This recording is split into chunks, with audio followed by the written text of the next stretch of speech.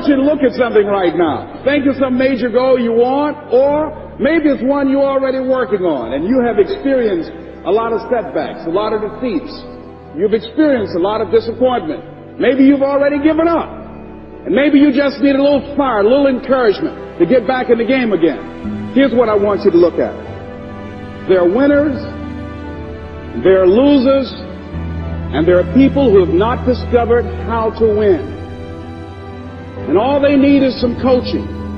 All they need is some help and assistance, just a little support.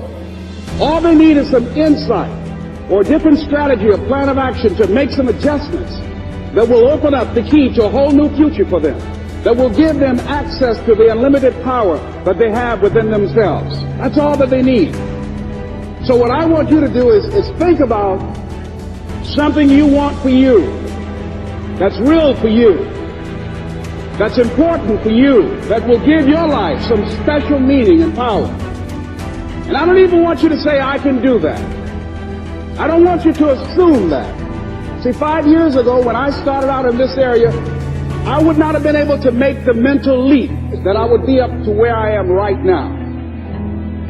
I don't want you to begin to just psych yourself out. No. I want you to be able to say something to yourself that will enable you to maintain a level of integrity with yourself.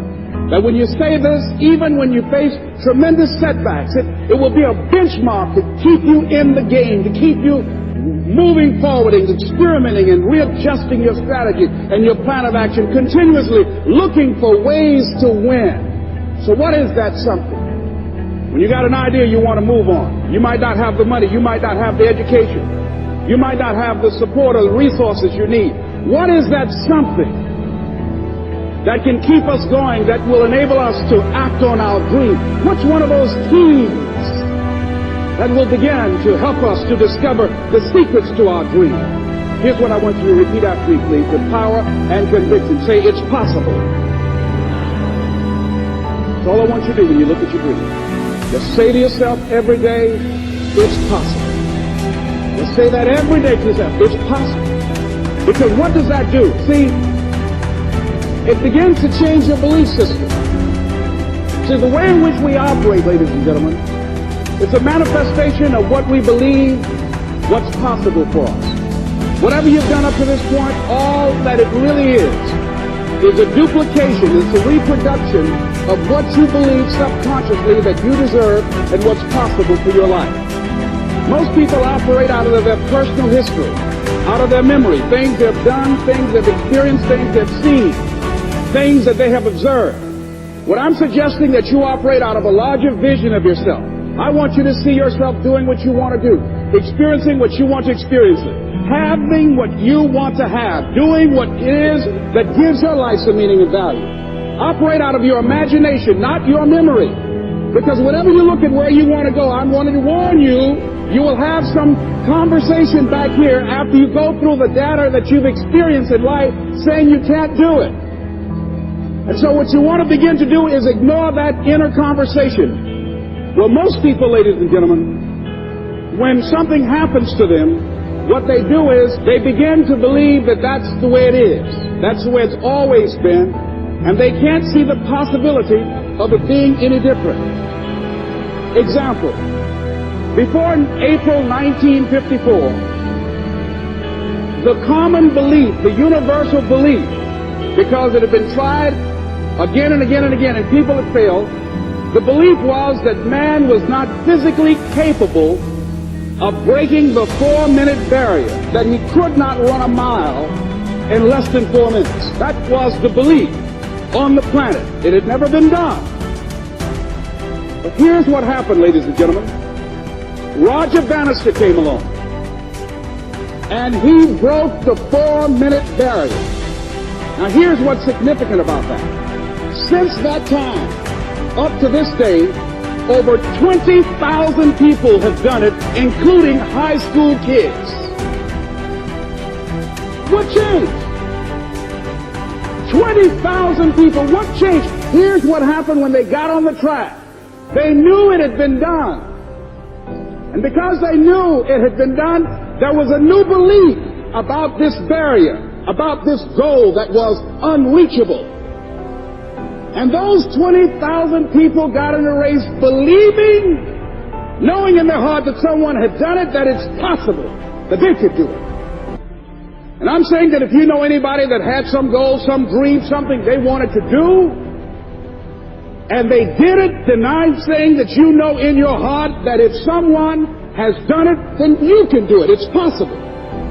And that if someone can make their dream become a reality, that it's possible that you can make your dream become reality. And so as you begin to look at where you want to go, beginning to embrace that, it's possible. I'm blessed and highly favored. I've got a lot going for me. I've got some good stuff in me. And it's possible that I can bring my greatness out here in the universe.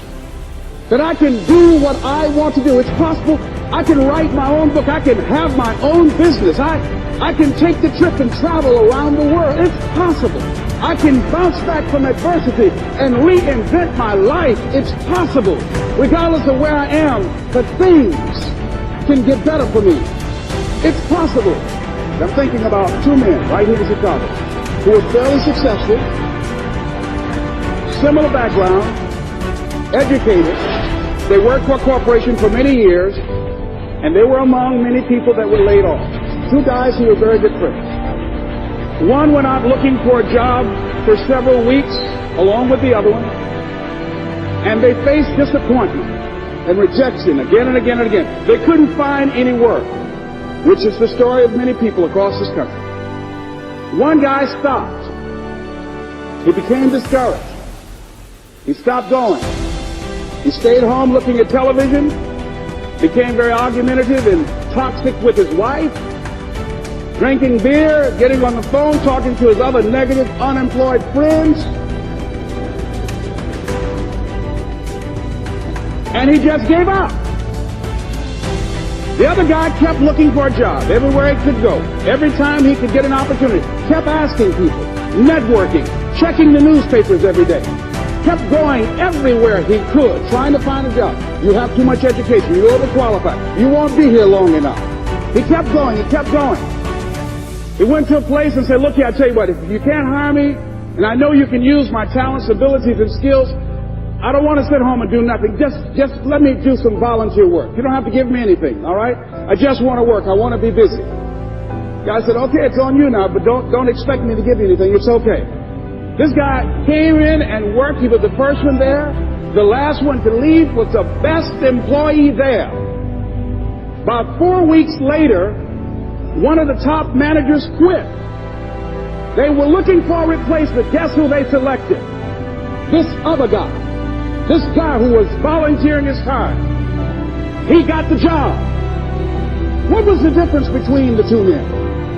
Eyesight and mindsight. Eyesight is judging on what you see. Judging according to appearances.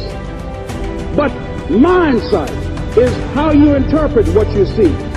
One guy said, it's not possible, it's over, I'm finished.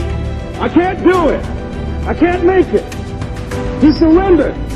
I've faced rejection again and again. I'm not going anymore. There are no jobs out there. But this other guy, he felt that in spite of the no's and rejections, in spite of how bad the economy is, in spite of what the newspapers are saying, that it's possible that somebody somewhere will give me a job. He just kept going, thinking it was possible. And guess what, ladies and gentlemen? That's what we have to do with our dreams.